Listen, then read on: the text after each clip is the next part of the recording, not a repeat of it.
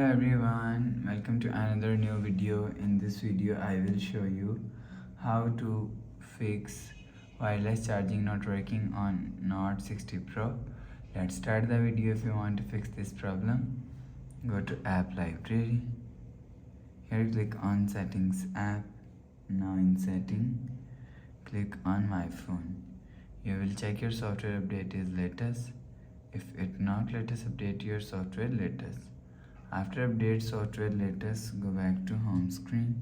You will see your problem is solved. But if it not solved, go to app library. Here click on settings app. Now in setting, click on battery and power saving and click on charge, and here showing you fast wireless charging. Enable fast wireless charging, go back to home screen. You will see your problem is solved.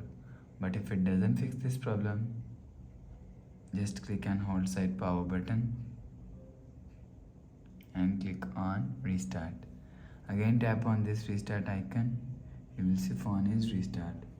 After restarting, enter phone pin. You will see your problem is solved. Please subscribe for latest new videos. Thanks for watching.